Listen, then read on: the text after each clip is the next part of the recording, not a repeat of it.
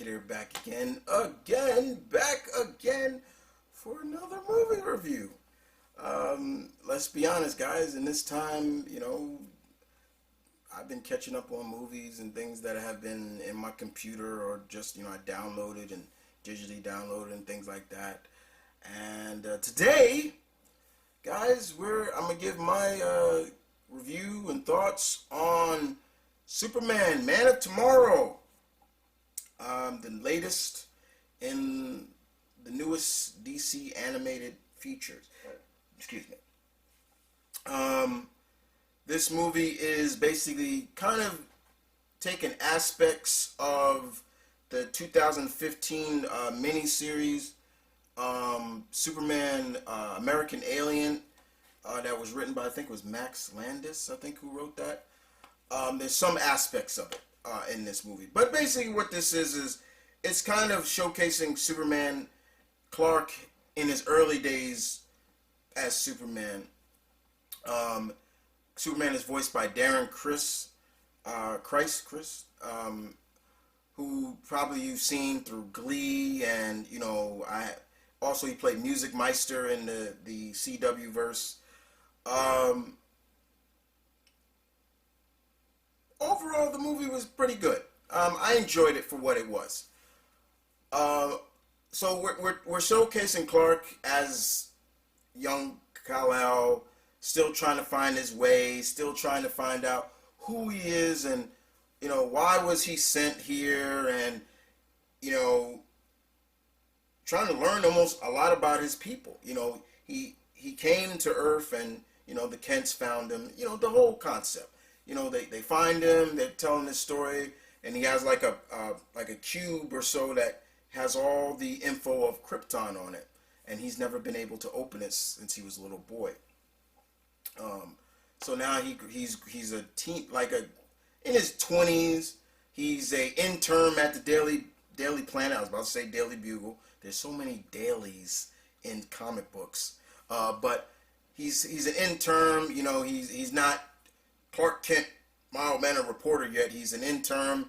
He's getting people coffee and things like that. He meets up with Rudy Jones, who is a janitor at Star Labs, keeping that true. And, he's introduced through Lois, who just comes on. And it's showcasing that he's been around. He's doing the hero deal. They're calling him the Flying Man, because nobody knows about him. He wears like a aviator glasses, so nobody can really see him. He's wearing a leather jacket and things like that, but he's not in his suit yet. Until later on, he's starting to notice, especially not just by him, but other people are starting to see that there's this guy following him. He looks like a G-man, he's decked out in glasses. He's got the fedora, trench coat, and he's always watching Clark. And even Rudy even says, "Look, I was in the military. I know when somebody's being tailed."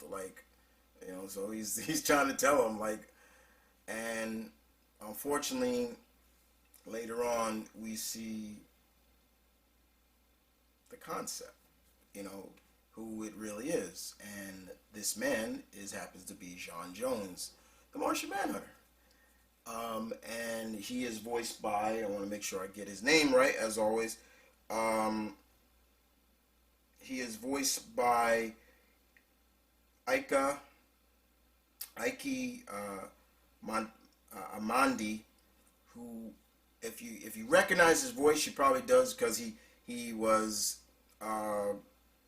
the voice of, he was Atrocitus in Injustice 2, and he was also the voice of,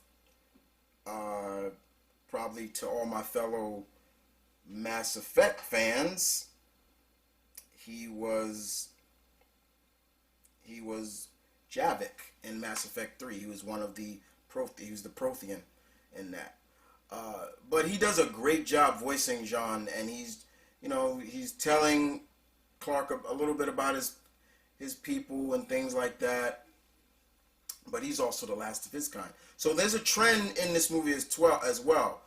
And then, of course, later on, Lobo comes in the picture, voiced by Ryan Hurst, and you could just tell Ryan Hurst did a great job voicing Lobo. He had so much fun voicing Lobo. Lobo comes and he's like, you know, why are you here, Kryptonian? And Clark is like, what's a Kryptonian? Like, I'm from Kansas, and you know, Lobo's kind of confused because he's like, I've seen Kryptonians before, and you know, ain't none of you that strong or could fly. What kind of Kryptonian are you? And it was fun, and the fight between Lobo and Clark is great.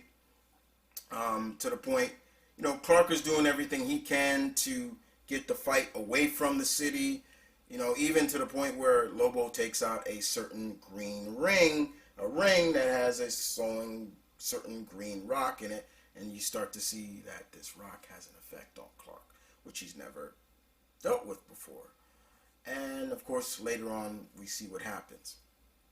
But also, the theme of the movie is that you have the last of their kind: Martian, Kryptonian, and what's Lobo's race? Zarnian? Yeah, Zarnian. You know, as well as then, of course, the overarching villain. One thing I will say, Lex Luthor is not the main villain in this. Technically, he's not even the main overarching villain. Rudy Jones is one of my favorite Superman villains, Parasite.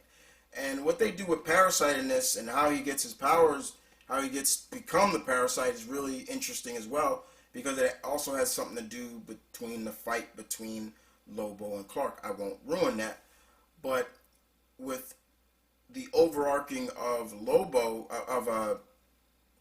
of Rudy, it is in a sense you're just seeing like how powerful Rudy gets, if you know, because he's like an energy vampire.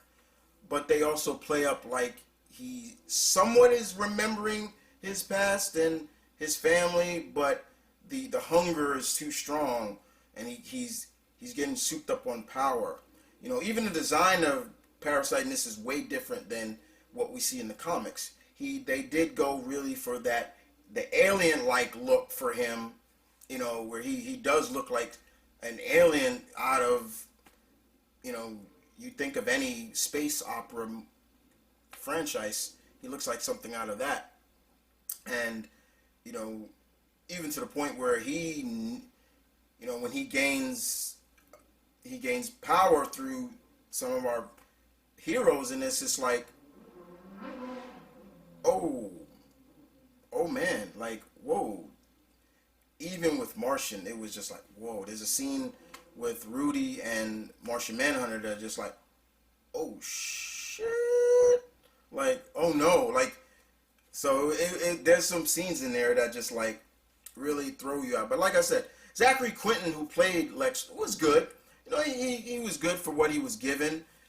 And it's not like Lex wasn't used properly. It's just that he wasn't the overarching villain in here. You know, he wasn't. There is a scene where I will say this, Warner Brothers took some real big, or I should say, Butch Luca and Lukey, they took some real big effects with Parasite, especially at the end, because at one point he looks and feels a lot like a certain kaiju that we all know and love. And I was just, as soon as I saw it, I'm like, okay, really? We're going there. Okay, I see you. But overall, it was a good. It had its moment. The way Superman is able to save the day, or quote unquote, wasn't through just fisticuffs and his super strength and everything like that. He had to use his head, and those are sometimes the best storylines where we see Superman does use. He's smart. He can use his head, and I love that. And I thought it was really good. Even the ending itself made sense. And I won't spoil all of it, but yeah, it was still fun. It was still good. Does Superman get his suit? I don't think that's a spoiler. Yes, he does. Does Martha make it? Yes, she does. It was still fun. But it was still it was good. I won't deny that it was good. If I was giving it a rate out of 10, uh, House of L Cresses, I'll just put it like that. Um, Overall, I'll give it a 7 out of 10. House of L Cress. I thought it was good, but overall, I think personally, I agree with a friend of mine. DC needs to stop giving us the same old with their animated features. Kind of go outside the box, with these features. We're getting, we've done Superman already. We've done Superman. You're giving us now two more Batman. Yes, it's good, but outside of the new DC animated projects that are coming, same old outside of the JSA movie that is coming. Other than that, it's the same old. Give us something new. Give us some new characters to play with, not just shorts. I remember they did the Wonder Woman feature. They had Death. They did the Death short, which was good, but give us some more. Like, how about with all the buzz with him? Why isn't there a Black Lightning animated feature? You know, how about some of the the milestone characters? How about a Green Arrow, full length Green Arrow live action? I mean, animated feature, a Nightwing feature. Something outside of just Batman and Superman, and sometimes they'll throw Flash in there, but not enough Flash. They gotta sometimes don't just keep it with those. I'm not saying that that's bad. I'm not saying that's horrible, but you got to think outside the box, DC. You got to think outside.